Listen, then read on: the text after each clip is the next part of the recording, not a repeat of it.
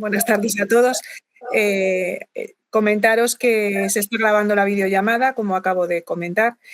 Y bueno, agradeceros profundamente vuestra participación. Para nosotros el organizar este tipo de jornadas pues es una forma de estar continuamente en comunicación con el sector y ir poniéndonos al día en lo que son cuestiones que pueden ser interesantes para todos. En esta tarde, nuestro compañero Francisco Picón, que es abogado y asesor jurídico desde el año 2014 en FESIE Murcia, va a tratar sobre la cuestión de los permisos retribuidos y no retribuidos del Convenio Colectivo Nacional de Centros de Enseñanza Privada. Le agradecemos profundamente su disponibilidad. Sabemos que no es tiempo precisamente lo que le sobra para poder estar preparando y organizando este tipo de formaciones y por eso se lo agradecemos mayormente. Pero creo que puede ser muy interesante para todos pues, el conocer la actualidad y cómo se encuentran en este caso estos permisos. Con lo cual, pues bueno, le doy la palabra a Francisco y si queréis intervenir, hacer algún tipo de pregunta o cuestión a lo largo de la exposición, pues podéis utilizar el foro si os parece y a partir de ahí se las voy yo trasladando. Venga, gracias. Cuando quieras, Fran. Muy bien, gracias Yolanda. Buenas tardes a todos. Bienvenidos a la sesión informativa sobre permisos retribuidos y no retribuidos a los que tienen derecho los trabajadores de la enseñanza privada. Esta formación se centra en que todos los trabajadores, tanto el personal docente como el personal de administración y servicios, sean conocedores de los derechos que tienen para poder ausentarse del trabajo de forma justificada. El objetivo de esta formación es daros las claves para que podáis ejercer vuestros derechos con seguridad y conocimiento. En esta formación vamos a hablar de todos los permisos a los que se tienen derecho, explicando uno por uno dónde se regula, los requisitos, cómo se disfrutan, su justificación, etcétera. Me ha dicho Yolanda, si durante la presentación surge alguna duda o pregunta sobre algún permiso concreto, pues me interrumpís sin problema y intentamos solventar la duda que pueda salir. ¿De acuerdo? El marco normativo. ¿Dónde se regulan los permisos retribuidos y no retribuidos a los que tienen derecho los trabajadores a los que se le aplica el 12º convenio de enseñanza privada? Se regula tanto en el Estatuto de los Trabajadores como en el 12º convenio colectivo. ¿Vale? Las últimas modificaciones del convenio son de 19 de junio de 2025, por lo que está bastante actualizado y contempla casi todos los permisos que el Estatuto de los Trabajadores ha ido incluyendo. ¿De acuerdo? En este sentido es interesante saber que existe un principio de jerarquía normativa, es decir, se establece que el principio de jerarquía normativa establece que las normas de rango inferior no pueden contradecir a las superiores. Es decir, por encima está la Constitución, seguidamente está la ley y luego los reglamentos que desarrollan las leyes. ¿Vale? Pero en derecho laboral, este principio se matiza con el principio de norma mínima. Es decir, las normas superiores fijan condiciones mínimas inamovibles, permitiendo que normas inferiores mejoren, pero no empeoren los derechos de los trabajadores. Es decir, el Estatuto de los Trabajadores nos marca unas normas mínimas que el convenio puede mejorar, como en el caso de este convenio, que hay ciertos permisos que no se contemplan en el Estatuto, como la bolsa de 15 horas, y que el convenio lo mejora. ¿Vale? Es cierto, es interesante saber que el derecho laboral no es una ciencia exacta. Es decir, se pueden dar muchas situaciones que den lugar a interpretaciones distintas y que dan lugar a muchos conflictos, que son resueltos por los tribunales, y aquí ejerce un papel muy importante el Tribunal Supremo con una función interpretativa. ¿Qué tipos de permisos tenemos? Tenemos dos tipos de permisos. Tenemos los permisos retribuidos, que serían ausencias justificadas con derecho a salario y siempre vinculadas a un hecho causante. ¿Qué significaban vinculadas a un hecho causante? Esto es lo más importante que tenemos que destacar, porque es un concepto clave. Sin hecho causante, sin causa que lo motive, no existe permiso para atender a ese hecho.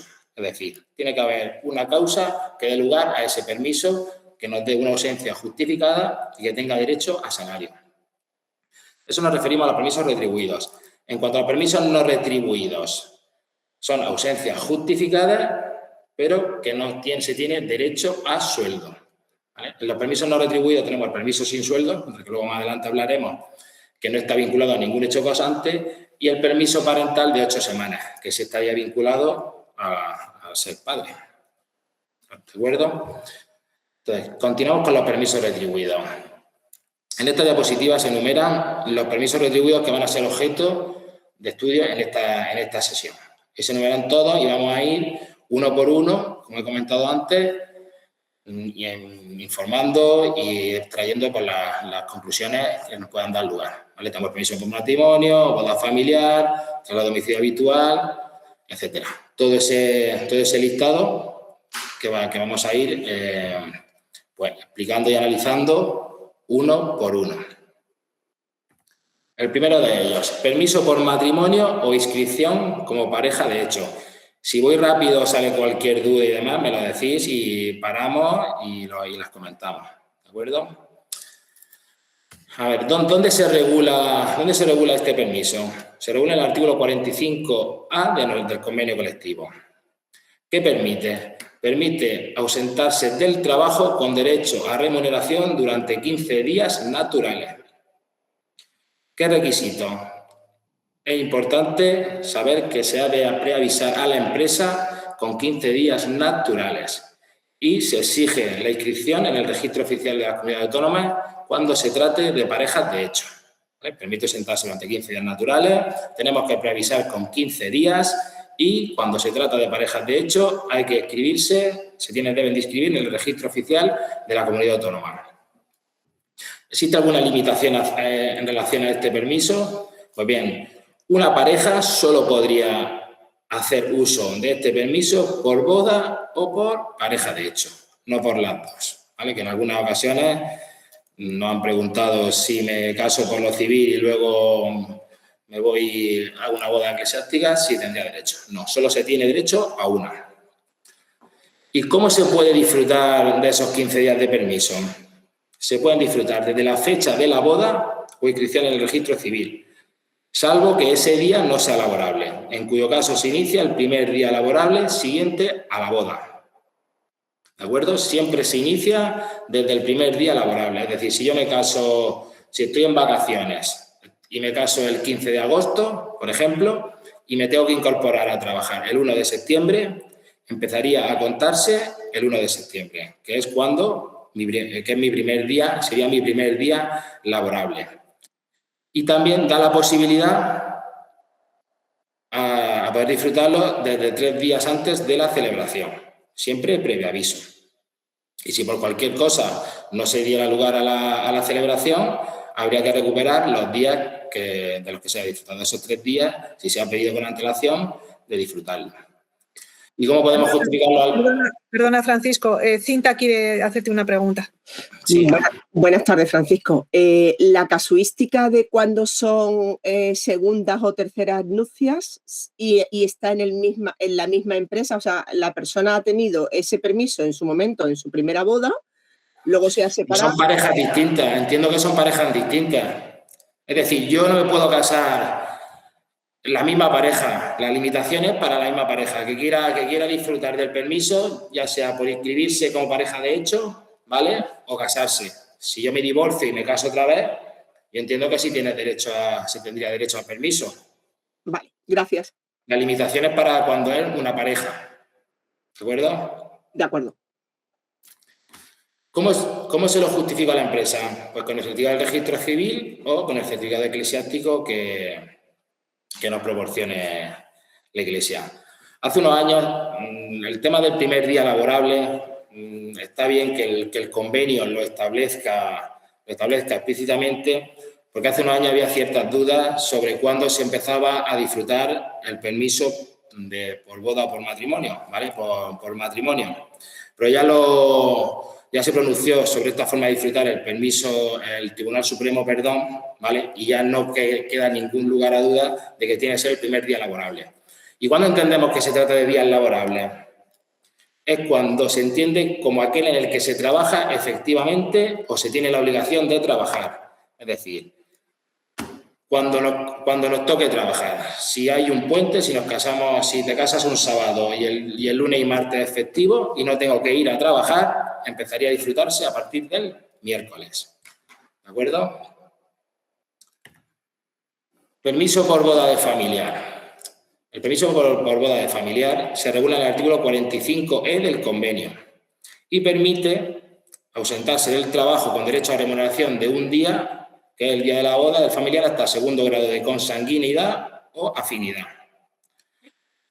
Este permiso, no deja poco, hay poca casuística. Se tiene derecho al día de la boda, si se casa un familiar, hasta segundo grado de consanguinidad o afinidad. Los grados de consanguinidad y afinidad, sabéis que el primer grado incluye cónyuges, parejas de hecho, hijos, padres, suegros, yerno o nuera, y el segundo grado se refiere a hermanos, abuelos, cuñados y nietos, ¿vale? Es decir, hay un abanico amplio de familiares por lo que se podría pedir el permiso por boda.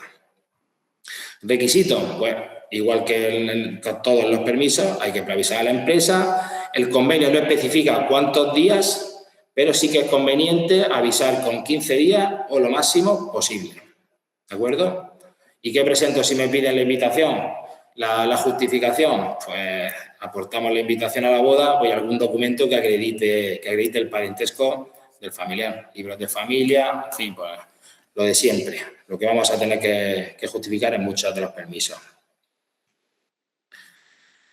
Permiso por traslado de domicilio habitual. Este permiso se regula en el artículo 45C del convenio y nos permite ausentarnos del trabajo con derecho a remuneración siempre por un día, es decir, el día del traslado. Tenemos que preavisar a la empresa, como todos los permisos, y en este caso no se especifica tampoco días. No obstante, es conveniente avisar con 15 días o lo máximo posible. ¿Hay alguna limitación en relación a este permiso por traslado de domicilio habitual? No se podría utilizar, se trata para el traslado de domicilio habitual. No se puede solicitar para permiso para segunda residencia. Es decir, si te has comprado otra casa en la playa, no se puede solicitar. ¿Y qué puedo presentar a la empresa para poder justificarlo? Un certificado de empadronamiento en la nueva residencia, contrato de arrendamiento, escritura de compraventa, en fin, cualquier documento que justifique que te vas a trasladar de un domicilio a otro. Y aquí en relación a este permiso, aunque no existen motivos para denegar el permiso, hay situaciones en las que se deniega por haber sido solicitado de forma reiterada en un periodo corto de tiempo. Si lo piden muchas veces en un periodo corto de tiempo, hay una sentencia del Tribunal Superior de Justicia del País Vasco que lo deniega. Y también se ha denegado en casos de traslado temporal por obra en domicilio habitual. Es decir, si haces obra y te vas a trasladar de forma puntual, también se lo deniega. Bueno, tenemos un ejemplo en el Tribunal Superior de Justicia de Canarias, ¿vale? No quiere decir que no se pueda pedir, pero existe el riesgo de que lo denieguen porque ya hay jurisprudencia o hay sentencias que en esos casos lo deniegan. Permiso por accidente o enfermedad grave, hospitalización o intervención quirúrgica sin hospitalización que requiera el reposo domiciliario. Este es un permiso que realmente es de los que más se suelen dar, ¿vale? Y es muy importante tener ciertas cosas en cuenta. Se regula en el artículo 45B del convenio. ¿Y qué es lo que permite? Permite al trabajador ausentarse con derecho a remuneración durante 5 días laborables, como consecuencia de un accidente o enfermedad grave, una hospitalización o intervención quirúrgica sin hospitalización que precise reposo domiciliario de cónyuge, pareja de hecho o parientes hasta el segundo grado de consanguinidad o afinidad.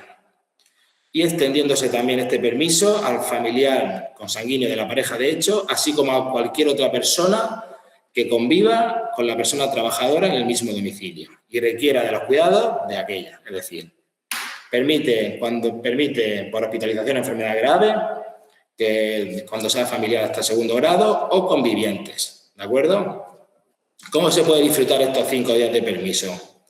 Se pueden disfrutar desde el día del hecho causante, salvo que no sea laborable, en cuyo caso se inicia el primer día laborable, o desde cualquier otro día mientras dure el hecho causante. Es decir, se puede iniciar o el primer día laborable tras el accidente, por ejemplo, o si va a perdurar el hecho causante o la hospitalización mientras la persona permanezca hospitalizada. Una vez se inicia el permiso, el disfrute es continuado, salvo que haya algún día no laborable, en cuyo caso no se tiene en cuenta. Y si cuando se produce el hecho causante se hubiera realizado el 75% de la jornada, el permiso contará desde el día siguiente. Y se disfruta hasta que finalicen los 5 días o hasta que se produzca el alta médica o cese de la necesidad de cuidados. Esto es muy importante. ¿Por qué es muy importante? Porque sobre esta cuestión ya se ha pronunciado la Sala Social del Tribunal Supremo, ¿vale? Que aclara que el permiso por hospitalización se extingue con el alta médica, aunque sea antes de los 5 días. Cuando hablamos de alta médica, no hablamos de alta hospitalaria, es decir, son dos conceptos equivalentes, son conceptos distintos. Es decir, sí se puede disfrutar después de la alta hospitalaria siempre que el familiar no esté curado y esté de reposo domiciliario.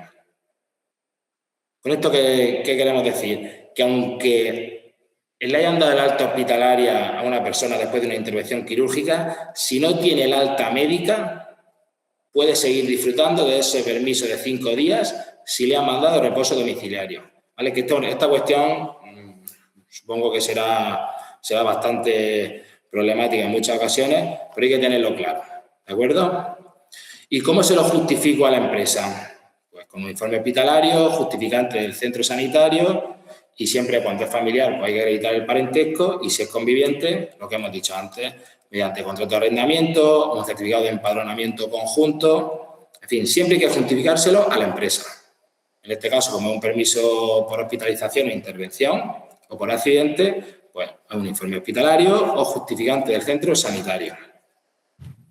Hay que tener en cuenta que los concuñados, los hermanos del cuñado o el cónyuge del cuñado no entrarían en este permiso salvo que fuesen convivientes. En ese caso sí podría optar a solicitar el permiso.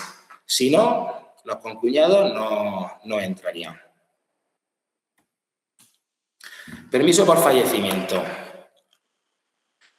¿Dónde se regula? El permiso por fallecimiento se regula en el artículo 45b bis del convenio y permite ausentarse con derecho a remuneración durante 3 días laborables, ampliables a 2 más en caso de desplazamiento.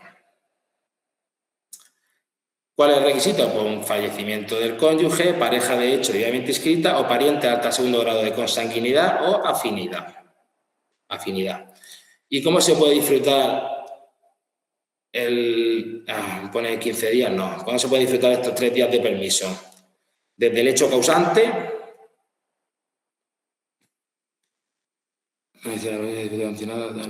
no. Permite desde el hecho causante, salvo que ese día no será laborable, cuyo caso se inicia el primer día laborable, o de cualquier otro día mientras permita el hecho causante. Una vez iniciado el permiso, el disfrute es continuado, salvo que haya algún día no laborable. Y si cuando se produce el hecho causante se ha realizado el 75% de la jornada, el permiso contará desde el día siguiente. ¿Y cómo justifico yo a la empresa para que me den el permiso por fallecimiento? Pues con el certificado de función, una esquela, una nota de función y algún documento que acredite el parentesco. Francisco, te pregunta Cinta. Francisco, se me ha dado el caso de el concepto de desplazamiento, ¿vale? Porque en otros convenios sí que viene un número de kilómetros y aquí en este caso la pregunta eran localidades diferentes, pero de la misma provincia. ¿Eso estaría dentro para añadir esos 2 días? A ver, en estos casos es que la verdad que el convenio podría especificarlo un poco más. En estos casos el Tribunal Supremo, cuando habla de los 2 días de permiso ampliable de permiso por un tema de desplazamiento, no lo limita a una distancia mínima fija, sino que el viaje sea significativo, que hay que valorar la entidad del desplazamiento, los medios de transporte, el tiempo. aunque normalmente el Tribunal Supremo habla de que el criterio puede ser el cambio de municipio como un criterio principal, no siempre, perdón, ¿qué me ha pasado? No siempre se refiere a cualquier viaje, sino que hay que valorar siempre, se debe entender que el desplazamiento implique un viaje que justifique un mayor tiempo de ausencia. Es decir, si el pueblo está al lado, no está justificado el ampliar a 2 días más el desplazamiento. Habría que ver el tipo de desplazamiento, la distancia, los medios de transporte que estén previstos. En algunos casos se habla muchas veces de 200 kilómetros de distancia, pero no siempre no se especifica un kilometraje o la distancia entre un municipio u otro. Porque puede ser un municipio dentro de la misma comunidad autónoma en Andalucía, de punta a punta, o aquí en Murcia, que a lo mejor está a 1 hora, ¿vale? Entonces habría que verlo caso por caso. Sí que hay alguna sentencia que el Tribunal Supremo, como he dicho, entra a valorar y no dice que tiene que ser cualquier desplazamiento, ¿vale? Habría que ver, no es rígido, por así decirlo, sino la complicación del viaje o la distancia. No sé si me he explicado. Es que no hay un criterio unánime. Sí, ahí sería bueno en futuros convenios el concretarlo, porque efectivamente yo la respuesta que le di al afiliado fue que era sentido común y evidentemente la pregunta en este caso es que era muy poca diferencia, eran 10 kilómetros, ¿sabes? O sea, claro, él alegaba, pero es que eso lo pone en caso de desplazamiento, yo me tengo que desplazar, digo, claro, y al trabajo también. Pero la norma dice eso, pero bueno, sería bueno... Tiene que ser un viaje relevante, es decir, aunque el cambiar de municipio, aunque se puede entender el cambio de municipio, pero hay que ver la distancia en la que se encuentran los municipios, porque hay municipios que a lo mejor están en medio de la sierra y son pocos kilómetros, pero el desplazamiento es mucho más grande que si siendo los mismos kilómetros y tenemos autovías, ¿vale? Entonces, pues hay un poco el sentido común también. ¿De acuerdo? No hay una rigidez de si la distancia es menor o mayor, sino que hay un poco pues que ver si ese viaje te va a implicar o se puede justificar un mayor tiempo de ausencia. Es decir, si realmente tardo mucho tiempo en realizar ese desplazamiento y puedo justificar el tener 2 días más por motivo de desplazamiento. No sé si te he contestado, pero es verdad que deja lugar a interpretación y en estos casos por los centros pues se ciñen a los 3 días. ¿De acuerdo? Bueno, continúo. Permiso para realizar... continuamos con los permisos retribuidos. Permiso para la realización de exámenes prenatales y preparación al parto. ¿Dónde se regula? Según el artículo 45G del convenio. Y permite ausentarse a las mujeres trabajadoras embarazadas por el tiempo indispensable para realizar exámenes prenatales y de preparación al parto. Hay que acreditar la realización, hay que acreditar que se ha de realizar dentro de la jornada de trabajo y en el convenio no se especifica ni días de preaviso, pero como siempre conviene que sea el máximo posible. ¿Y cómo se podría justificar este permiso para la realización de exámenes prenatales y preparación al parto? Pues con una cita médica que esté sellada, con un informe breve donde conste la citación a la prueba, en fin, lo lógico que sería para estos casos. Aunque el convenio habla de mujeres trabajadoras, ya hay algún tribunal que ha reconocido a los hombres el permiso para asistir a las clases de preparación al parto. No para la realización de exámenes prenatales, pero para la preparación al parto. Ya la jurisprudencia reciente ya lo está reconociendo el derecho de la pareja, ¿de acuerdo? Y otra de las cosas es que el hecho de elegir el centro, la trabajadora o la mujer puede elegir el centro que desee, ya sea público o privado, es la elección de la interesada. Por lo que el colegio, bueno, el centro educativo no puede denegar argumentando, por ejemplo, que la trabajadora pueda elegir centros con horarios compatibles. Es decir, no puede el centro negártelo diciéndote que si te vas por la parte privada, que lo hagas por la tarde, ¿vale? como es la elección de la trabajadora, aunque sea en centro privado, se tendría derecho a este permiso. Y como ya he dicho, ya hay sentencias y tribunales que permiten a los hombres, a la pareja, acompañar a las clases de preparación del parto. Permisos para exámenes oficiales. Se regula en el artículo 49A del convenio y permite ausentarse para concurrir a exámenes oficiales. ¿Cómo se lo puedo justificar al centro? Pues se justificaría con la matrícula y con la asistencia al examen. ¿Y con qué preaviso? El convenio no dice nada, con lo cual pues lo vemos lo de siempre, con el máximo tiempo posible. Y el convenio de privada sí que pone ciertas limitaciones en relación al permiso de exámenes oficiales. Y la limitación que marca es que los exámenes no sean para aspirar a un puesto de trabajo de otro centro educativo, así como para una preferencia de elegir turno de trabajo, si tal es el régimen instaurado en la empresa, cuando curse con regularidad estudios para la obtención de un título académico o profesional.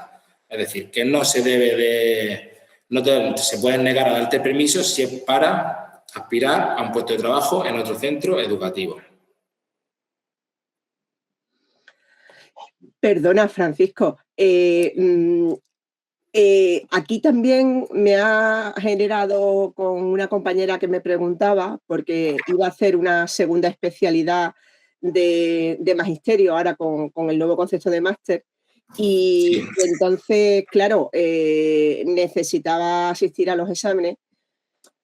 A priori no hay nada que digamos que la empresa sepa que está aspirando a ningún otro puesto de trabajo en otro centro, pero se lo denegaron porque decía que es que tenía la jornada completa en el centro en el que trabaja y su puesto con su categoría y tal, y si estaba estudiando otra especialidad, pues que no correspondía. Ahí también veo yo cierta ambigüedad, ¿no? También a la hora de...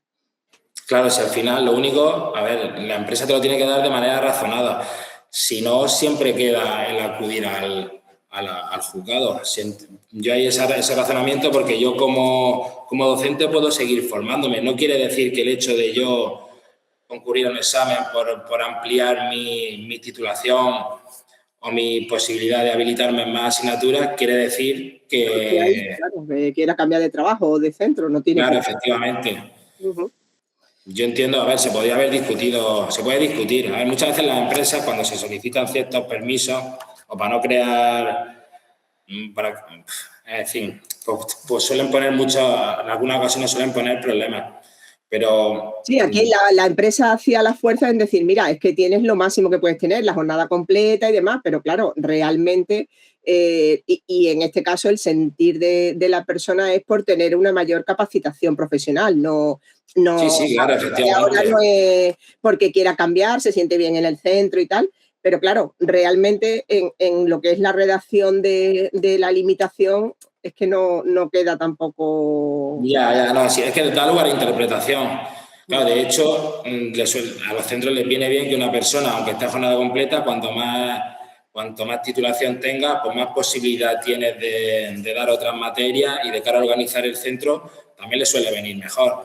Ya no sé el motivo o si es que había cierta resquemor con la trabajadora, no sé el motivo real por el que se lo denegaba. Estoy leyendo en el chat a una compañera y también me ha pasado con otro por el tema de que era un examen de oposición, ¿sabes? Y sí que es verdad que en otros convenios viene especificado como que eso es una limitación, pero aquí tampoco también entraría a priori, ¿no? El hacer ese examen a oposición. Sí, al final no deja de ser un examen oficial, pero aquí sí que es cierto que cuando se hace un examen de una oposición es para aspirar a un puesto de trabajo en otro sitio. Aquí ya sí es más fácil interpretar esa limitación, porque cuando hago una oposición es porque quiero aspirar a otro puesto de trabajo. Entonces ahí sí estaría más justificado. Lo de la otra compañera no lo entiendo, pero aquí en este caso pues entraría más a discutir. Gracias. ¿De acuerdo? Vale, y bueno, ¿y cuál es la duración del permiso? Por el tiempo que dure el examen. Perdona, Fran, nos preguntan en el foro, referente a este tema, si te presentas a las oposiciones del profesorado en tu comunidad, ¿valdría como permiso retribuido? ¿Cómo? ¿Que si valdría? Si sería permiso retribuido el presentarse a las oposiciones de profesorado en la comunidad. Pues a ver, la limitación que marca el convenio es que los exámenes no sean para aspirar a un puesto de trabajo en otro centro educativo. Si te presenta una oposición es porque tienes cierta aspiración a cambiar de centro. Si no, a ver, yo intentaría que sí entrara como permiso retribuido. A ver qué justificación da el centro para denegártelo. Y en última instancia, pues habría que buscar a ver jurisprudencia, si en esos casos se podría estudiar. Si queréis, lo que podemos hacer es, en vista de las cuestiones que se están planteando, el buscar jurisprudencia por si se ha dado en alguna ocasión y algún tribunal se ha resuelto se ha posicionado sobre esta cuestión, ¿vale? Nos lo anotamos y se lo buscamos. Yolanda, si os parece bien. Sí, perfecto, perfecto. ¿De acuerdo? Bueno, ¿y cómo lo justificamos a la empresa? Pues al final la convocatoria oficial del examen y un justificante de la asistencia a ese examen oficial. ¿Vale? Y nos anotamos para buscar, porque es muy interesante las cuestiones que habéis planteado, porque el convenio lo deja un poco ahí a la interpretación de cada centro. Permiso para la formación. Aparte de los permisos para los exámenes oficiales, tendríamos los permisos para la formación. ¿Dónde se regula este permiso? En el artículo 49A del convenio. Y permite adaptar la jornada ordinaria de trabajo para asistencia a cursos de formación profesional. Y también permite la concesión de permiso para formación o perfeccionamiento profesional. Permite tanto adaptarse a la jornada ordinaria como que conceda el permiso para formación. ¿Saben? Las dos posibilidades. ¿Cómo lo justificamos? Con la matrícula. Y en el convenio no se especifican días, pero conviene que sea lo máximo posible. ¿Y cuánto duraría la formación? Pues ¿cuánto duraría el permiso? Por el tiempo que dure la formación. Fijaros que este permiso es mucho más amplio que el permiso para exámenes oficiales, porque te habla de formación de forma general y para perfeccionamiento profesional y te permite adaptarte a la jornada y conceder el permiso. Sin embargo, para exámenes oficiales te establece más limitaciones el convenio. Fran, ¿estás todavía en la diapositiva de exámenes oficiales? Sí, no, yo no. Aquí aparece eso todavía, exámenes oficiales. ¿Sí? Sí. Pues la No, está bien, Miguel Ángel. Pasó a la información. Me sigue pareciendo exámenes oficiales a mí, no sé. Será el ordenador. Se habrá quedado bloqueado, pero no ha pasado. Quedado bloqueado. Vale. A mí me parece formación. Vale, pues entonces voy a cerrar. Correcto, ¿no? Bueno, a mí es que me aparece formación. Voy a cerrar la sesión y vuelvo a abrir. Venga, gracias, perdón. Venga, Miguel Ángel. Continuamos. Permiso para consultas médicas y asistencia a tutorías de hijos menores. ¿Vale? Este permiso es un permiso que únicamente que se recoge en el convenio, pero, por ejemplo, no estaría en el estatuto de los trabajadores, como si serían el resto otros que hemos dicho. ¿Qué permite? Este permiso permite, con el objetivo de facilitar la conciliación de la vida laboral y familiar, se ha creado una bolsa máxima de 15 horas anuales para cada trabajador, para dos situaciones: para la asistencia a tutorías de hijos menores o para la asistencia a consultas médicas del propio trabajador, de los hijos menores, del cónyuge, de padres y familiares hasta el primer grado de consanguinidad o afinidad, que no puedan valerse por sí mismos y cuando la asistencia no pueda realizarse fuera del horario de trabajo. En definitiva, se trata de una bolsa de horas, ¿vale?, que se está luchando mucho tiempo y que permita, pues, asistir a las tutorías y, sobre todo, asistir a consultas médicas, que siempre ha sido una lucha constante el pedir permiso para ir al médico. ¿De acuerdo? ¿Y qué requisitos? Pues se puede únicamente con la justificación médica o la justificación del centro educativo, según sea el caso, para coger las horas. En el convenio no se especifican los días de preaviso, pero conviene que sea el máximo posible. ¿Y qué limitaciones podría darnos el centro para no cogernos las horas de esa bolsa? El centro siempre puede limitar su ejercicio si 2 o más trabajadores lo solicitan de forma simultánea. ¿De acuerdo? Siempre se tiene permiso, salvo el centro está obligado siempre y cuando se justifique, pero podría limitarlo en caso de que 2 o más trabajadores lo solicitaran de forma simultánea.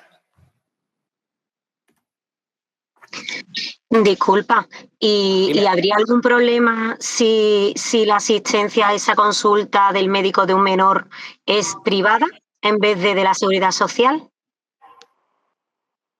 A ver, siempre te dice, siempre y cuando la asistencia no pueda realizarse fuera del horario de trabajo, ¿vale? A lo mejor, pues depende del centro, ¿vale? Porque al final esas horas las tiene, esa bolsa de horas se tiene. Aquí entraría a discutir si se puede, si la consulta del médico es únicamente por la mañana o si puede hacerse por la tarde. Entiendo que si se justifica y hay una justificación médica de una cita, no deben de poner problemas, ¿vale? Porque puede ser que el médico no esté por la tarde, ¿de acuerdo? Pero vamos, sí que es verdad que está la coletilla de cuando la asistencia no puede realizarse fuera del horario de trabajo, pero...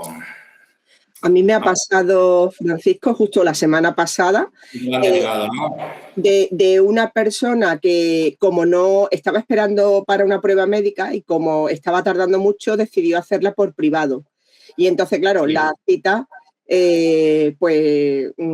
la consideraba el centro como que no era adecuada y que la pidiera fuera del horario. Pero claro, era una consulta privada y se la dieron cuando se la dieron y era lo que alegaba el trabajador. Y entonces, cuando de segunda el trabajador fue a hablar con la dirección para decirle que es que no dependía de él la cita, que aunque fuera privado, había mucho colapso y necesitaba hacerse la prueba. Y entonces le sacaron de la manga la limitación que tú has dicho, la de que es que había otro compañero. No era ni de su mismo nivel, porque tampoco lo explica. Entonces decía, hay otra persona que ya ha cogido el día para ir al médico, con lo cual, pues no, tuvo que perder la cita y no pudo asistir. Sí, a ver, si los centros o no quieren crear el precedente de que la gente coja citas con los médicos privados pues en horario de lectivo, dentro del horario de trabajo, cuando es seguridad social no te van a poner ninguna pega, porque al final esa cita te la marcan y no puedes tú pedirla. Uh-huh. ¿Que ponen pegas? Pues te la pueden poner, pero bueno, también hay argumentación para rebatir lo que te diga la empresa, ¿vale? Sí, ¿qué pasa? Aquí lo que he utilizado ha sido la otra limitación. Como ya hay otro compañero que lo ha solicitado, pues... Sí, aquí se me ocurre otra cosa, vamos, de poder ir anotando a las personas de Nacional que ven el convenio, porque a lo mejor son estos de detallitos luego buenos a la hora de cambiar, porque a mí si fuera del mismo nivel, pues hasta lo puedo entender, pero si es de otro nivel, oye, pues el decir que es que otro compañero también ha ido al médico, claro, en un centro habitualmente son muchas personas, entonces el que coincidan 2, pero al no ser del mismo nivel y además es una cosa delicada, vamos, que han sido un poquito estrictos y la verdad que... Sí, a lo mejor el centro por el tema de las sustituciones, en fin, lo argumentan en lo que...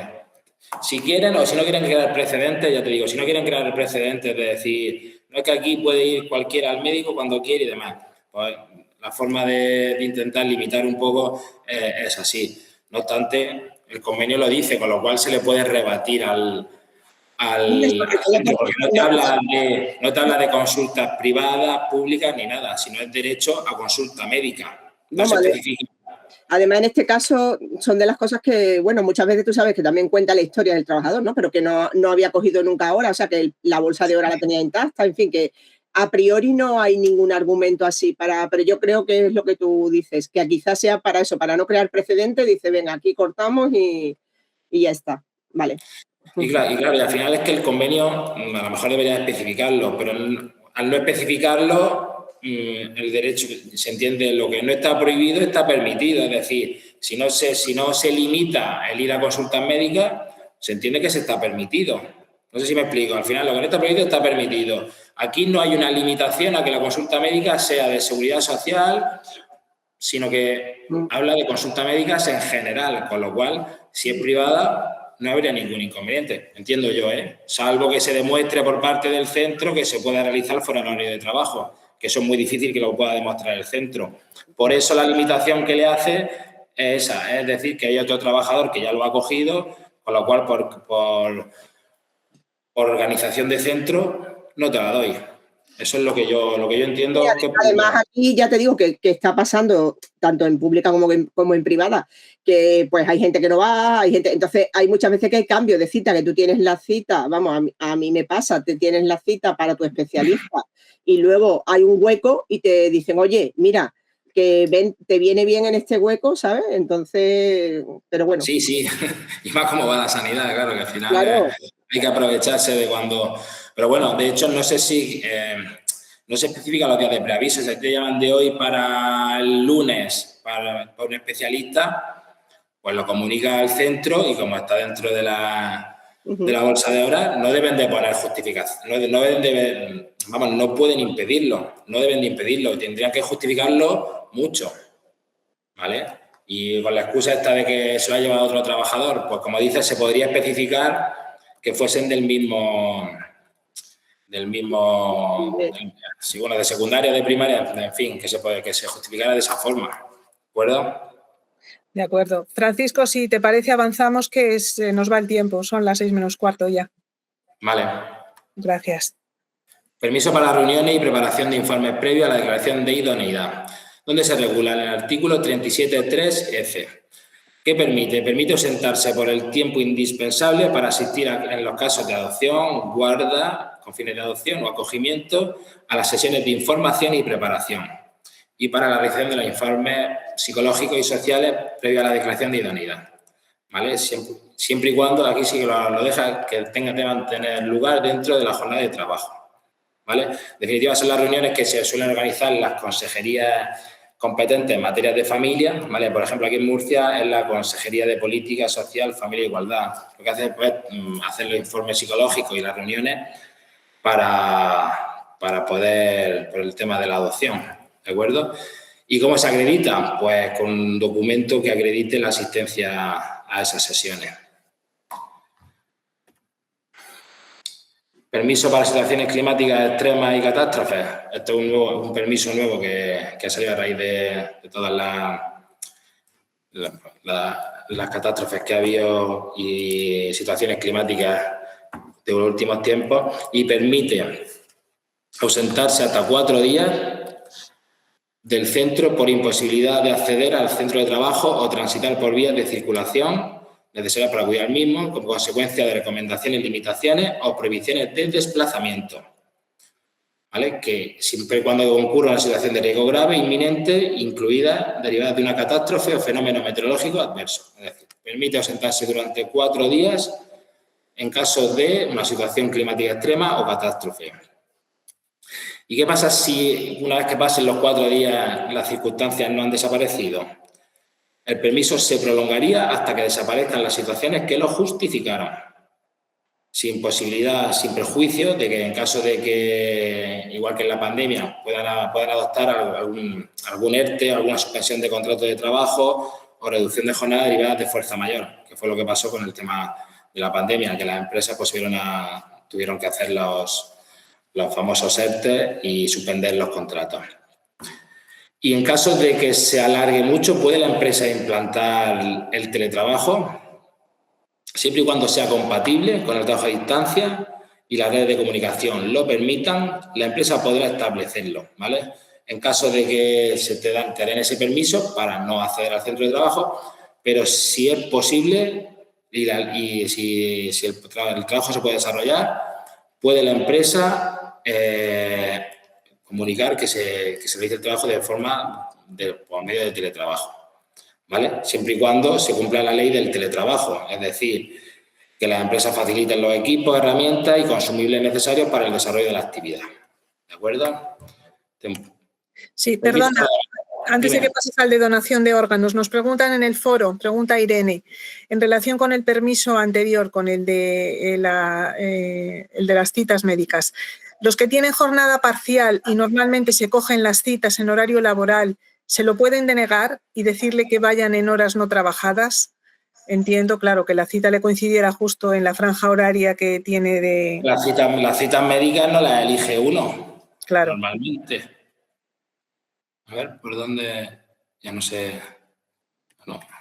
Es que las citas médicas no... Yo, si te llamas de un especialista porque se ha quedado libre una hora, como ha comentado la compañera anteriormente, si te pilla el horario que justamente tienes que ir a trabajar, pues para eso está esa bolsa de horas. La bolsa de horas es una bolsa que tienen todos los trabajadores y no hay que sea que un trabajador trabaje a jornada parcial o no, no se le puede... Tiene los mismos derechos, ¿vale? Entonces, si a ti te dan esa hora para asistir a una consulta médica, esto no elige cada uno su horario. ¿De acuerdo? Entiendo yo, vamos. Que esto no, que aquí difícilmente se pueden elegir los horarios de asistir a citas médicas. De acuerdo, gracias. Continúo con el permiso de donación de órganos. Es un permiso que lo recoge el 37.3G del Estatuto y permite ausentarse por el tiempo indispensable para la realización de los actos preparatorios de la donación de órganos o tejidos siempre que deban tener lugar dentro de la jornada de trabajo. No tenemos unos días de preaviso, pero como siempre, lo máximo posible. ¿Y cómo lo puedo justificar? Pues con documentación médica que acredite la realización de pruebas, actos preparatorios, cirugías, etc. ¿Vale? No hay mucha duda sobre estos permisos. Permiso para el cumplimiento de un deber público y personal. ¿Dónde se regula? Se regula en el artículo 45H del convenio. ¿Y qué permite a los trabajadores? Nos permite ausentarnos por el tiempo indispensable para el cumplimiento de un deber de carácter público y personal. ¿Y qué hay que tener en cuenta? Que cuando el cumplimiento del deber suponga la imposibilidad de la prestación del trabajo en más del 20% de las horas laborales, en un periodo de 3 meses podrá el centro pasar al trabajador a excedencia forzosa. Es decir, si en 3 meses me tengo que ausentar más de un 20%, cabe la posibilidad de que el centro lo pase a excedencia forzosa. Y en el supuesto de que el trabajador, por el cumplimiento del deber o el desempeño del cargo, perciba una indemnización, se descontaría el importe del salario. ¿De acuerdo? Ahora, lo más importante, ¿qué se entiende por deber de carácter público y personal? Esto lo matizó el Tribunal Supremo porque la verdad es que genera muchas dudas y muchas interpretaciones. Es decir, ¿qué dice? La obligación que incumbe una persona cuyo incumplimiento pueda generar al trabajo una responsabilidad de índole civil, penal o administrativa que no se pueda ejercer a través de un representante o sustituto, es decir, que es personalísimo, y no puede realizarse fuera del horario de trabajo. No se especifican días de preaviso, pero conviene que sea el máximo posible. A ver, por ejemplo, ¿qué se consideraría un deber de carácter público y personal? Una citación judicial ante un juez, la renovación del DNI o el pasaporte, acudir a un llamamiento de un tribunal médico para el tema de la valoración de una posible incapacidad permanente. Son cosas que siempre debe de realizarlo la persona. ¿Qué, por ejemplo, no se consideraría un incumplimiento de un deber público personal? Por ejemplo, el ir a hacer la declaración de la renta, gestiones para la declaración de la renta o gestiones notariales. En fin, eso no es para eso no habría permiso, porque eso se puede sustituir por otra persona. ¿Vale? Tiene que ser una cosa que siempre tenga la obligación de hacerlo, que sea un deber personalísimo. ¿De acuerdo? La firma de una hipoteca entonces no entraría, ¿no, Francisco? No, porque le puedes dar poderes a una persona para que firme en tu nombre. ¿Vale? Yo puedo delegar, todo lo que se pueda delegar no se puede. Bueno, una hipoteca habría que verlo, pero los notarios también pueden firmar en horas distintas. ¿Vale? Pero yo entiendo que las gestiones notariales y lo que se pueda delegar en una persona o hacer mediante sustituto no se considera deber público o personal. ¿Vale? Y ahora, los permisos por fuerza mayor, que esto sí que es verdad que generan mayor controversia. ¿Dónde se regula? En el artículo 45 y del convenio. ¿Y qué permite? Permite ausentarse del trabajo por motivos familiares urgentes relacionados con familiares o personas convivientes, en casos de enfermedad o accidente que hagan indispensable la presencia inmediata del trabajador. ¿Vale? el permiso por fuerza mayor será por el tiempo necesario para cubrir una urgencia, siendo el máximo equivalente a 4 días al año. Es decir, si tiene una jornada de 5 horas al día, pues tiene una bolsa de 20 horas. Si trabajan más, pues la parte proporcional. ¿Y qué requisitos hay para... ¿Cuál sería el motivo de la ausencia con la que debe estar relacionado? Tiene que ser familiares, no se exige conviviente y puede ser cualquier familiar. Es decir, no hay ninguna limitación y no se exige un cierto grado de parentesco como en otros permisos. Es decir, familiar y no se exige convivencia. Y los convivientes, que no se exige vínculo familiar, puede ser cualquier conviviente, es decir, cualquier familiar o cualquier conviviente. Y el motivo de la ausencia debe ser urgente, imprevisible y que sea indispensable la presencia del trabajador. Este permiso está generando, la verdad, muchas interpretaciones, por lo que en cómo y cuándo puede disfrutarse. De hecho, hay una sentencia muy reciente del TSJ de Madrid en el que sintetiza los requisitos para que una ausencia puede ser calificada como permiso retribuido por fuerza mayor. Y el TSJ afirma que debe existir un motivo familiar urgente, es decir, una situación sobrevenida e irreversible que requiera la presencia inmediata del trabajador. La urgencia debe derivar de una situación de enfermedad o accidente y la presencia del trabajador debe ser indispensable. No debe existir alternativa para la atención del familiar conviviente. Es decir, motivo familiar, urgente y sí o sí tiene que ser indispensable la presencia del trabajador. Por ejemplo, ¿qué podrían considerarse permiso de fuerza mayor? Una caída del familiar que necesita atención en urgencia, un mareo de desvanecimiento que precisa atención urgente, un ataque de ansiedad severo que necesita ayuda urgente. Tiene que ser algo que necesite ayuda inmediata. ¿Qué, por ejemplo, no se consideraría fuerza mayor? Pues citas médicas que se tengan programadas, intervenciones quirúrgicas que sean programadas. Tiene que ser algo que sea al momento, ¿vale? Que revista urgencia. ¿Y cómo se puede...? ¿Sí? No, perdón, Francisco, es que es una duda que siempre surge, ¿no? Y más con este nuevo permiso. Yo me levanto por la mañana y tengo a mi niño con fiebre, con 40 de fiebre, con 39 de fiebre, con 38. No puedo llevarlo al cole, no tengo con quién dejarlo. ¿Yo me puedo acoger a esta hora? Yo entiendo que sí, porque es un motivo familiar, es una urgencia derivada de situación o una enfermedad y tu presencia debe ser indispensable. En ese caso, a ver, salvo que haya otro familiar que pueda quedarse, pero si no, yo entiendo que entraría perfectamente como un motivo de fuerza mayor. Una cosa es que al día siguiente, porque el niño siga enfermo, se quiera argumentar, pero si ha sido en ese mismo momento, yo entiendo que sí, que se puede considerar fuerza mayor, ¿vale? Porque es una situación sobrevenida, no se puso malo anteriormente, ¿de acuerdo? Si se levanta esa misma mañana y se levanta enfermo, pues yo entiendo que se encuadraría perfectamente como permiso de fuerza mayor. Claro, pero y ahora se da el caso, como has dicho, ¿no? De que el día anterior, por la tarde, se te pone el niño malo y tú tampoco tienes con quién dejarlo por el motivo que sea, ¿no? Yo es que como en un desglose un poco del permiso, se veía también como el cuidado de un familiar, el cuidado de un menor, ¿no? Que por motivo de enfermedad. Entonces, hay quien me pregunta si eso se puede acoger a los 5 días por cuidado por enfermedad, o se acogen a esta hora o no se acogen a nada. Entonces, es que ahí hay como una línea fina, ¿no? También depende de cómo se lo plantea la empresa. No me va a decir que se ha puesto malo la tarde de antes. Evidentemente, se ha levantado en ese mismo momento. No sé si... A ver, la interpretación que se le da es la que ya he dicho. Si evidentemente se puso malo la tarde de antes y lo llevaste al médico la tarde de antes, tienes que intentar gestionar el que alguien se intente quedar con el niño. Si no, pues hay que ver otra alternativa. Porque por fuerza mayor, ya te digo, es que sea una cosa inminente, por así decirlo. ¿Vale? Y de hecho, ahí tiene los ejemplos, yo creo que están claros. Una caída, algo que sea del momento. Si no, pues se puede enfocar por otro tipo de permiso.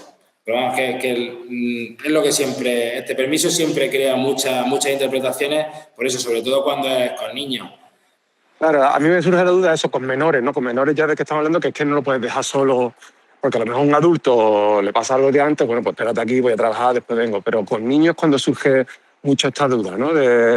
Y yo a los compañeros también se lo he dicho, digo, bueno, pues por la mañana te has levantado, te has encontrado al niño malo, y por salir un poco del momento, ¿no? De tal.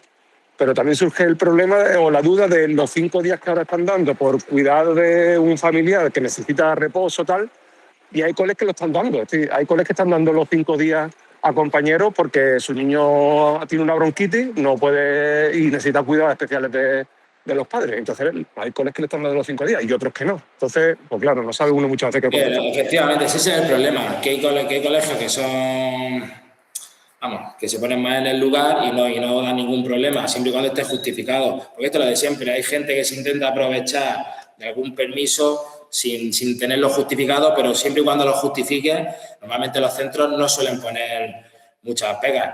Una cosa sería que el niño se hace un E15, como alguna vez nos han llamado a nosotros, se hace un E15 y está con la pata en alto y dice que no puede, que como el niño no puede andar, porque quiero quedarme, que es una cosa de fuerza mayor. A ver, sería fuerza mayor el día en el que se produce, en el que se hace el E15 o se rompe la pierna, pero al día siguiente ya tienes que buscar una alternativa. ¿Vale? Es complicado, ¿eh? Este tipo de permisos hay que ver la casuística y sobre todo planteárselo a la empresa. Y ya sea que sea la empresa la que lo valore o no. Yo por solicitarlo, siempre y cuando haya motivos suficientes y razonables, entiendo que se puede solicitar, pero hay que tener en cuenta un poco cuáles son los criterios que siguen los tribunales de cara a solicitar este tipo de permisos, porque es por fuerza mayor. Entonces, pues lo que dice, si por la noche por la tarde estaba algo malo, pero por la mañana se levanta malo, pues al final es una situación que te ha pillado en ese mismo momento. Comentarlo así, vamos, yo lo plantearía así siempre. Pero, Francisco, sí. Creo, José, que el matiz importante es que el otro de los 5 días es tras hospitalización, el cuidado, pero previa hospitalización. Claro, enfermedad grave o hospitalización. No creo que la situación de la enfermedad así sobrevenida del niño que está malo y por la mañana tiene ahí no hay hospitalización, otra cosa es que lo lleva. No, eso es para fuerza mayor de ese mismo momento, para ese día. No, por hospitalización no. Vale, sí. Lo que pasa es que si ha tenido una bronquitis o una enfermedad grave. Lo que le han dado, ¿no has dicho que le han dado una...? Sí, claro, es que ten en cuenta que un niño que tiene una bronquitis lo lleva a urgencia y le dice, mira, tu niño necesita reposo. Es decir, realmente hospitalización no ha tenido, pero bueno, ha pasado por una urgencia, le han dicho que requiere reposo y al final estamos hablando de un niño de 3, 4, 5 años que necesita a los padres o uno de los dos, sí o sí. Sí, pero porque la bronquitis entraría dentro del concepto de enfermedad grave. Entonces, pues a raíz de eso, sí, la empresa lo ha solicitado y se lo ha concedido. Vale, muchas gracias. Por hospitalización o enfermedad grave. Vale, gracias. ¿Avanzamos? Sí. ¿Cómo podría disfrutarse el permiso por fuerza mayor? Se puede disfrutar por días completos, que no tienen que ser consecutivos, o por horas hasta un máximo de 4 días, como ya hemos dicho. Y aquí surge la duda. ¿Tengo que estar ya en mi puesto de trabajo o puedo disfrutarlo si el hecho sucede antes? ¿Hay algún tribunal que considera que el permiso engloba situaciones que suceden antes de entrar al trabajo? Es decir, hay alguna sentencia que he visto que dice que tiene que solicitarse el permiso por una situación que se haya dado antes de entrar al puesto de trabajo y que impiden al trabajador incorporarse. No obstante, a ver, yo desde mi punto de vista entiendo que si la situación urgente ocurre mientras está en el trabajo, también debe de considerarse de fuerza mayor. Porque al final, el propio concepto de fuerza mayor no tiene por qué ser antes o después del trabajo, sino que se puede dar lugar a que se te necesite de forma inmediata. ¿Vale? ¿Es necesario preaviso o justificación? Como por la propia naturaleza del permiso, no. ¿Y sería compatible con otros permisos? Yo entiendo que sí. Por ejemplo, Un hecho amparado por este permiso sería el accidente de un familiar, que requiere nuestra presencia inmediata. Podríamos ausentarnos el tiempo necesario para cubrir la urgencia y luego pedir permiso retribuido de hasta 5 días por cuidado de familiares y convivientes. Es decir, primero nos cogemos el permiso de fuerza mayor por una situación imprevisible e inesperada y luego, si requiere hospitalización, como hemos hablado antes, pues podríamos acogernos al otro permiso retribuido por hospitalización. Y ahora, el permiso por nacimiento y cuidado de menor, que este también es bastante complejo. Bueno, bastante más extenso. Se regula el artículo 44 del convenio y 48.5 y 48.4 y 48.5 del estatuto. Este permiso permite suspender el contrato de trabajo a ambos progenitores por un total de 19 semanas y 32 semanas para monoparentales. Es decir, esto tras la ampliación que hubo hace unos meses, pasamos de 16 a 19 los progenitores cuando son 2 y de 16 a 32 los monoparentales. Ahora, ¿cómo se disfruta del permiso por nacimiento y cuidado del menor? Tenemos las 6 primeras semanas son ininterrumpidas e inmediatamente posteriores al parto, ¿vale? Son obligatorias y a jornada completa. 6 primeras semanas obligatorias y luego tenemos 11 semanas o 22 para familias monoparentales desde la suspensión de las 6 semanas obligatorias y hasta que el menor cumpla 12 meses. Tenemos luego otras 11 semanas que podemos disfrutarlas hasta que el niño cumpla 12 meses, siendo facultad del trabajador el disfrutarlas de una forma acumulada o de forma interrumpida, ¿vale? También cabe la posibilidad de que la madre biológica pueda anticipar hasta 4 semanas antes de la fecha previsible de parto. Entonces, tenemos 6 primeras semanas que son obligatorias, luego 11 o 22 que podemos disfrutar hasta que el niño cumpla o la niña cumpla 12 meses. Y luego tenemos las 2 semanas o 4 semanas que se pueden disfrutar hasta que el menor cumpla 8 años, pudiendo disfrutarse desde, igual que las anteriores, de forma acumulada o ininterrumpida. Y un motivo importante, bueno, para que lo tengáis en cuenta, es que el disfrute de estas 2 semanas o 4 se aplica con carácter retroactivo a los hijos que han nacido a partir del 2 de agosto del 24.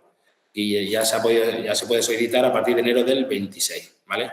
Supongo que, sobre todo los que han sido padres, estarán más al tanto de este tipo de permiso. ¿Este permiso se puede ampliar en determinadas circunstancias? Sí, ¿vale? En caso de parto múltiple, se tienen 2 semanas más por cada hijo adicional, 1 para cada progenitor. En caso de discapacidad del menor, se tienen 2 semanas más, 1 para cada progenitor. Y en los casos de parto prematuro o cuando el menor quede hospitalizado a continuación del parto, el inicio de la semana voluntaria contará a partir del alta hospitalaria. Y en los casos de parto prematuro con falta de peso o que el menor precise hospitalización a continuación del parto superior a 7 días, el permiso se ampliaría tantos días como permanezca hospitalizado hasta un máximo de 3 semanas adicionales. Estas son casuísticas que al final un poco el que se encuentre en esa situación pues le hará, indagará más, ¿de acuerdo? Y en los casos de adopción, guarda con fines de adopción y acogimiento, ¿cómo se disfrutaría? Se disfrutaría exactamente igual. La única diferencia, pues que el hecho causante, en vez de ser el parto, pues sería desde la resolución judicial.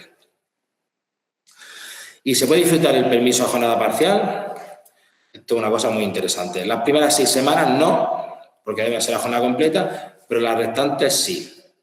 Y es preciso acuerdo con la empresa. ¿Es necesario preavisar a la empresa? Sí. Bueno, sí, como siempre, un preaviso de 15 días. ¿Y está obligada la empresa a conceder este permiso? Sí. La empresa está obligada a concederlo. En caso de que los 2 progenitores trabajen en la misma empresa, sí que es cierto que se podría limitar su ejercicio simultáneamente. Y este permiso se puede transmitir de un progenitor a otro. Este es un permiso que es intransferible. Cada uno lo tiene que disfrutar, salvo que para falleciese uno de los progenitores, que en ese caso sí que se podrá disfrutar por el otro. ¿Y quién paga este permiso? Pues ya lo abona el INS, que retribuye el 100% de la base de cotización por contingencias comunes. Pasamos al permiso por cuidado del lactante. ¿Dónde se regula? Se regula en el artículo 47 del convenio. Las personas trabajadoras, en los supuestos de nacimiento, adopción o guardas con fines de adopción o acogimiento, tendrán derecho a sentarse al trabajo 1 hora al día hasta que el lactante cumpla 9 meses. Esto es el permiso por lactancia, es decir, tenemos 1 hora al día hasta que el niño cumpla 9 meses. ¿Cómo se disfruta? Hay 3 posibilidades de disfrutarlo. La hora de ausencia, que hemos dicho, se puede dividir en 2 pausas de 30 minutos. Se podría sustituir por una reducción de la jornada de media hora o se puede acumular en jornadas completas. Es decir, convertir la hora de lactancia en días completos. ¿Cómo se hace el cálculo de la acumulación de la lactancia en jornadas completas? Si trabajas 8 horas, he puesto ahí un ejemplo, ¿vale? Un ejemplo de acumulación. Si trabajas 8 horas y tienes derecho a 1 hora al día hasta los 9 meses, y si desde que vuelves al trabajo quedan, por ejemplo, 120 días laborables, tendríamos 120 horas acumuladas, lo que equivaldría a 15 días. Si el trabajador trabaja 4 horas al día, en ese mismo ejemplo, la acumulación serían 30 días. Es decir, los que están a jornada completa, a jornada parcial, disfrutarían de más días por acumulación de lactancia. Y, en definitiva, los trabajadores disfrutarían de las mismas horas, ya que disfrutan de las mismas horas por lactancia. Si hay alguna duda, me lo decís. Tenemos también el permiso por parto prematuro o por hospitalización tras parto, ¿vale? Que permite ausentarse del trabajo durante 1 hora para el caso de nacimiento prematuro de una hija o un hijo, o que por cualquier cosa deba permanecer hospitalizado, ¿vale? Es un permiso de 1 hora por parto prematuro. Y también permite, en los casos de trabajadores, tienen derecho a reducir el trabajo hasta un máximo de 2 horas, con la disminución proporcional del salario, aparte de este permiso de 1 hora. Hemos terminado ya los permisos retribuidos y ya únicamente nos quedarían los 2 permisos no retribuidos. Tenemos el permiso sin sueldo, que lo regula el artículo 46 y permite ausentarse del trabajo sin derecho a remuneración hasta 15 días por año.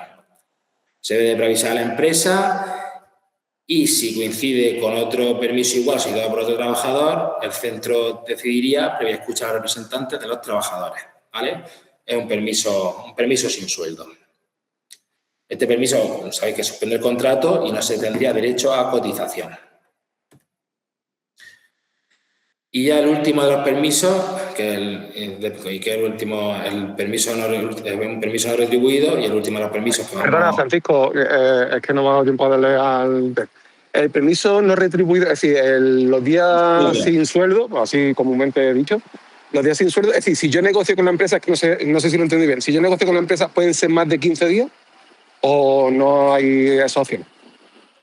Si hay acuerdo entre empresa y trabajador, yo entiendo que no debe haber ningún problema, ¿vale? El convenio establece unos derechos mínimos, ¿vale? Si tú con la empresa negocias, también hay otra posibilidad de pedir excedencia voluntaria con pacto de reserva de trabajo, en fin, hay otras posibilidades, pero si tú negocias, yo entiendo que no hay ningún problema, al final es la voluntad de las partes, ¿vale? El convenio te establece un mínimo de 15, un derecho a que tienes a ausentarte durante 15 días. Si tú negocias más días, no tiene que haber ningún problema.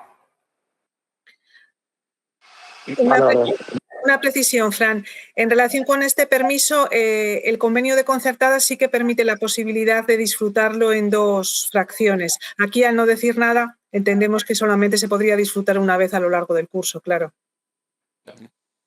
Sí, pero sí, bueno, son 15 días consecutivos. Pero si pides más de 15, si pides más, como el convenio solo dice 15 días, y si la empresa te lo permite, lo puedes disfrutar en las veces que... Sí, pero no me refiero a que diga más, sino al hecho de que sea menos. Yo a lo mejor necesito 2 días ahora en enero y necesito luego 5 en mayo. En este caso no sería posible. Una vez que yo disfruto esos 2 días, he hecho disfrute del permiso, con lo cual se ha finalizado. Ah, vale, es que ¿ha preguntado eso o ha preguntado si en vez de ser 15? Eso te lo estoy preguntando yo. ¿Cómo? Espera, que no me he enterado. Perdona, no, que eso es aparte de la pregunta que hizo José Francisco, que esa te la estaba matizando yo, la diferencia con el convenio de concertada, que al no hacer esa matización el convenio de que tiene que disfrutarse, de que puede disfrutarse en varias fracciones, hay que entender que solo se puede disfrutar en una, con lo cual, sean los días que sean los que pidas, una vez que lo has disfrutado, has gastado el permiso por ese curso. Correcto. Salvo que la empresa te autorice o te permita... Sí, claro. Correcto. Vale, gracias Yolanda por la apreciación. Permiso parental para el cuidado de hijos. Este es los famosos 8 semanas, ¿vale? ¿Y qué permite este permiso parental? Permite ausentarse del trabajo sin derecho a remuneración hasta 8 semanas continuas o discontinuas para el cuidado de hijos menores de acogida, que tengan más de un año, ¿vale? Es un permiso individual y transferible hasta que el menor cumpla 8 años. Y esto lo puede elegir el trabajador, la forma de disfrute, debiendo indicar siempre la fecha de inicio y fin con un preaviso mínimo de 10 días.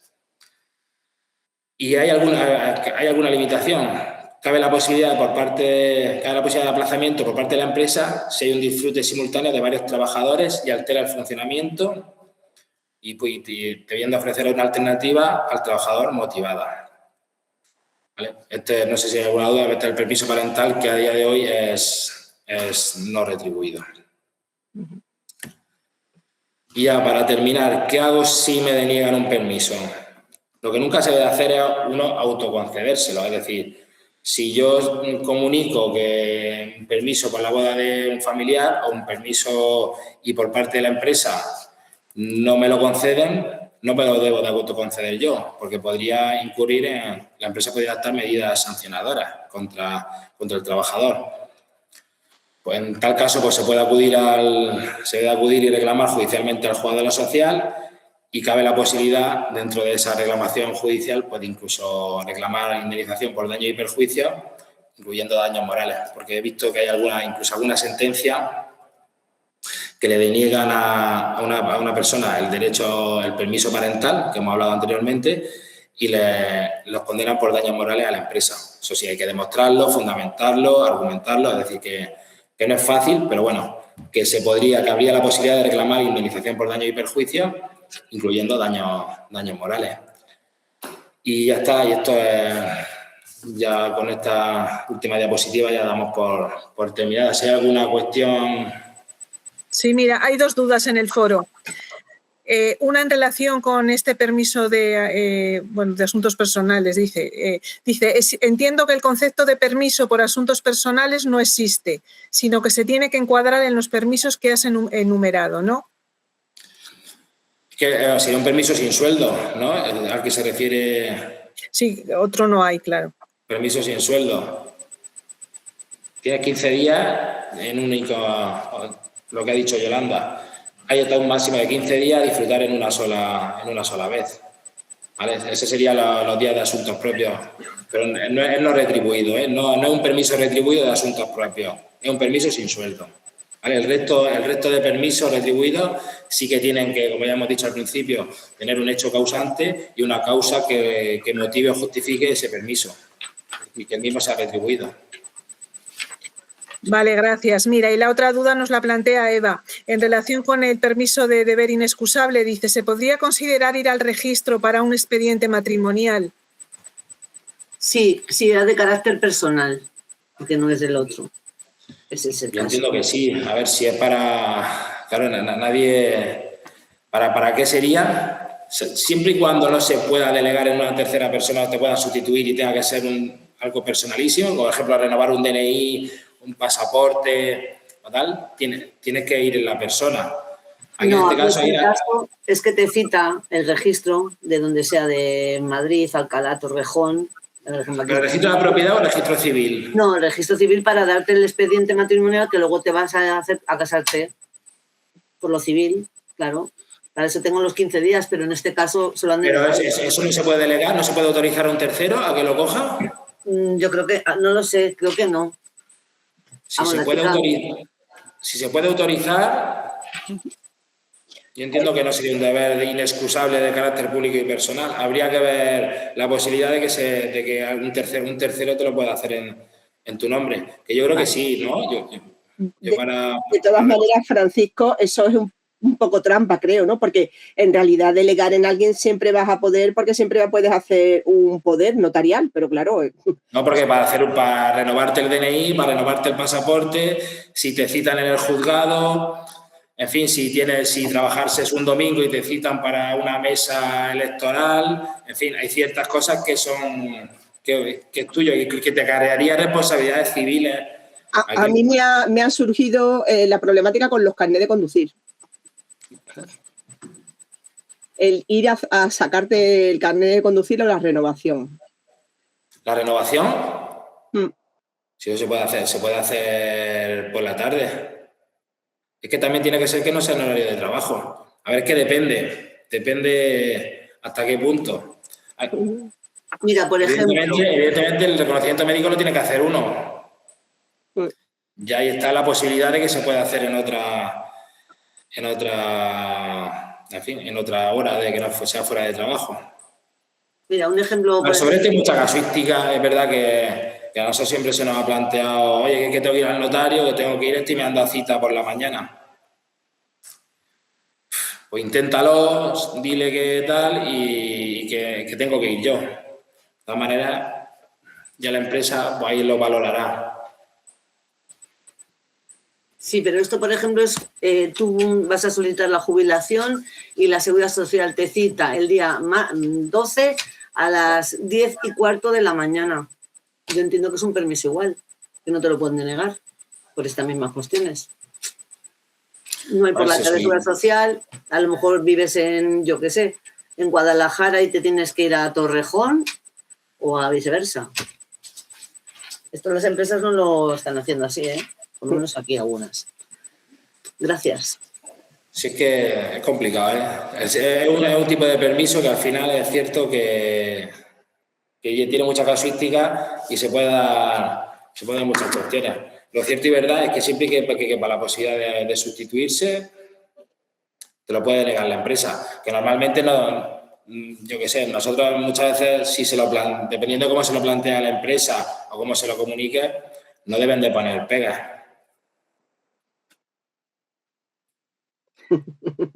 La teoría. No deberían.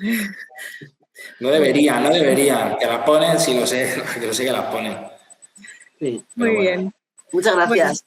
Bueno, pues nada, muchísimas gracias a todos. Gracias en especial a Fran. Ha sido una formación muy didáctica. Yo creo que todos hemos aprendido un montón de cosas y ese es el objetivo de estas formaciones. Recordaros que al mail en el que os inscribisteis enviaremos cuando esté preparada la grabación.